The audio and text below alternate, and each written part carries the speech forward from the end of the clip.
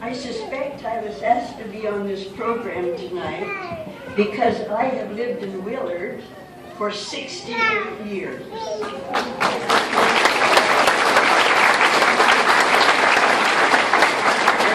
And many of you know that I came from southern Alberta, so I grew up there. So you know I'm no spring chicken. In fact, my great-grandson asked me some time ago, he said, "How old are you?" And I said, sort of teasingly, "Well, I'm not sure." And he said, "Well, just look in your underwear. Mine's just 4 to 6.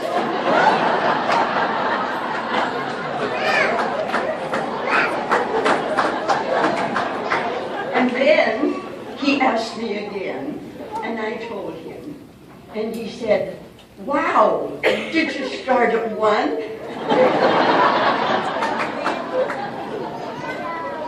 You know, I used to think that people who are my age now are old, but I don't think that anymore. I think that if you have good memories, and if you make good memories, then your life can be good no matter what age you are. I'm well aware that what Mother Nature giveth, Father Time taketh away. But there are signs, you know, of getting older.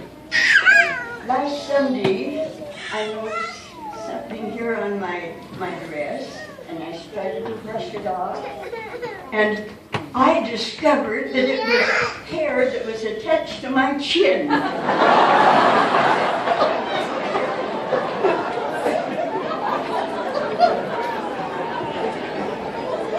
And when I drove to Brigham last week, I had to go to Walmart, so I turned west, and when I got home, about an hour later, my left turn signal was still blinking.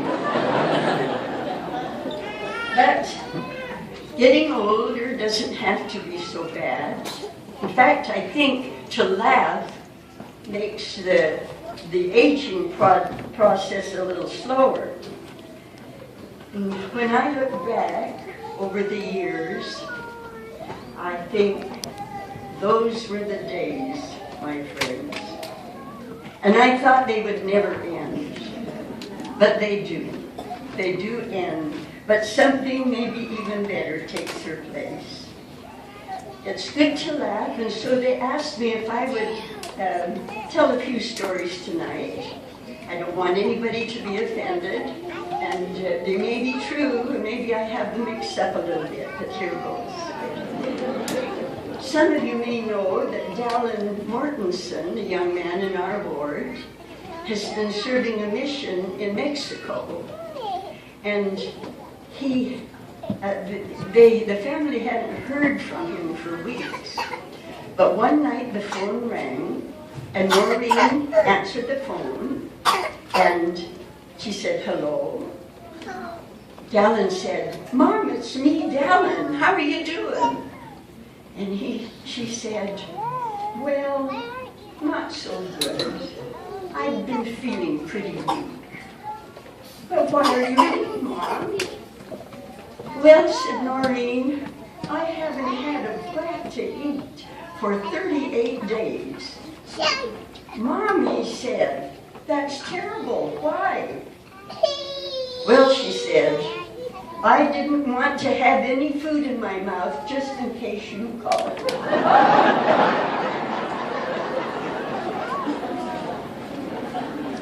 Vern Price has a grandson named Austin, and he had just received his driver's license, and he kept pestering them to drive. So Vern took him aside and said, "If you will bring your grades up to a B, anyway, to a B,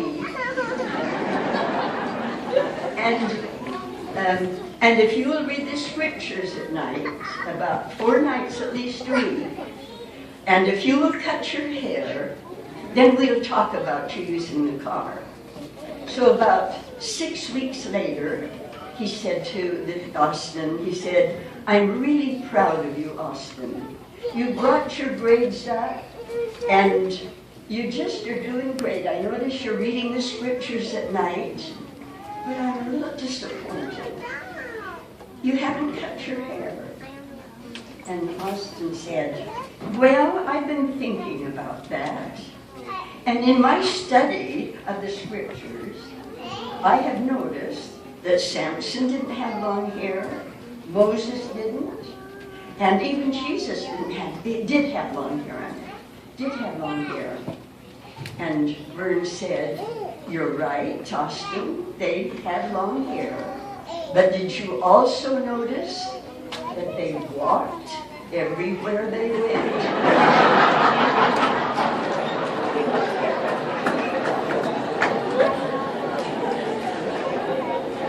Tolly Beans is usually a mild-mannered person, but one time he just had it. And he decided he needed to build up his self-esteem. So we went to a psychiatrist who listened to him, and after the session, he gave him a little book to read on the way home. It was on assertiveness. And Tolly did read it. When he got home, he walked in, found his wife, Judy, shook his finger in her face and said, from now on, I want you to know that I am the man of this house, and my word is law. Tonight, I will expect you to prepare a wonderful dinner for me. And after I've eaten it, I will expect a sumptuous dessert. And after that, you will draw my bath water, and I'm going to sit in it for an hour and relax. And after I'm finished, guess who's going to dress me and comb my hair? The undertaker said,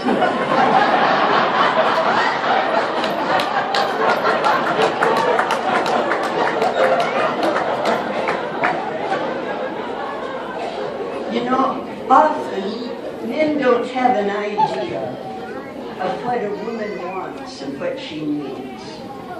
And Wayne Farley and his wife Shirley decided it was time to get some help with their some counseling. So they went to the doctor. And the doctor said to Wayne, well, what seems to be the trouble? And he was going to answer, but Shirley just stepped right in and she told him every problem that they'd had for at least 30 years.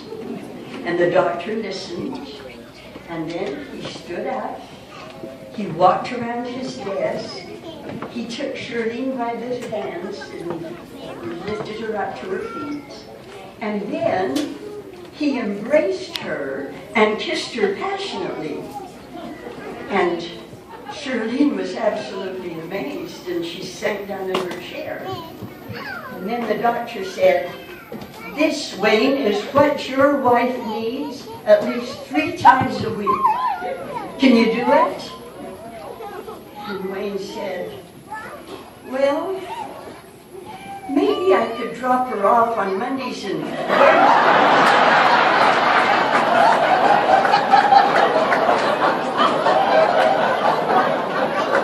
But on Fridays, I go fishing.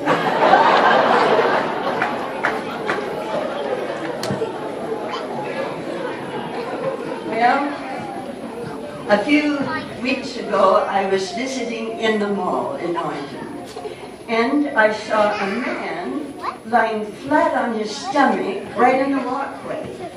And he was wriggling and writhing like something awful was happening to him. And a crowd had gathered around him. And Joyce Morrison happened to come by. She saw the crowd. She pushed her way through to see what was happening. And after she said, why doesn't someone help this poor man? And no one paid any attention to her. So she dropped her parcels on the floor, jumped astride his back, said that she had had nurses training, and started to give him artificial resuscitation. Well, the man turned, looked back over his shoulder, and said, "I don't know what you're trying to do, lady, but I'm trying to fish my wallet out of this air vent."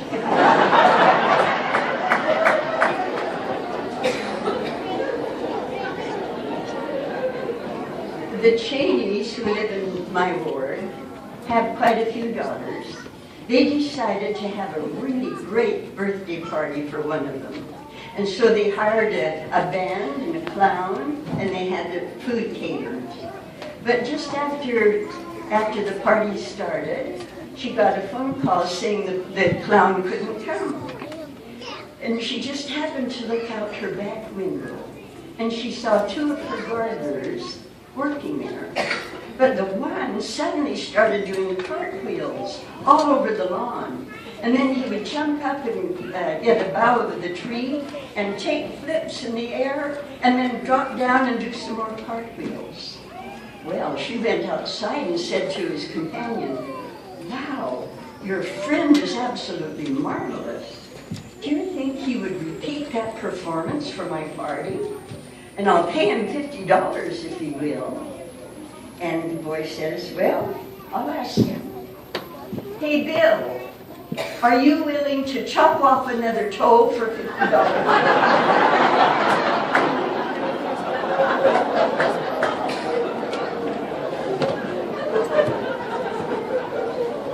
Bishop Wade had been, someone called him to see if he would go to Ogden Cemetery and conduct graveside services there for a man.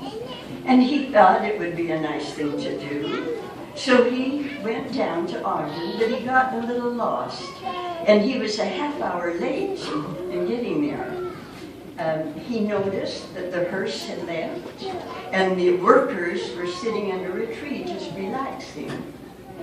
But he found the empty grave.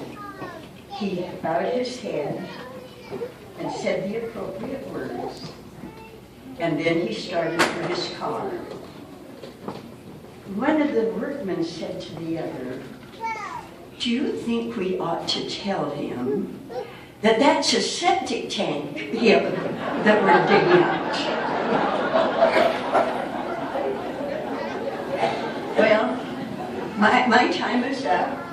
And remember, I told you that laughing slows the aging process. So I hope that you will make your own memories. I hope you've enjoyed it tonight. For myself, I have decided that I can tolerate those aches and groans and the sags and bags. And instead of that, I'm going to count my blessings, which are many. And I hope the same for you. Thank you.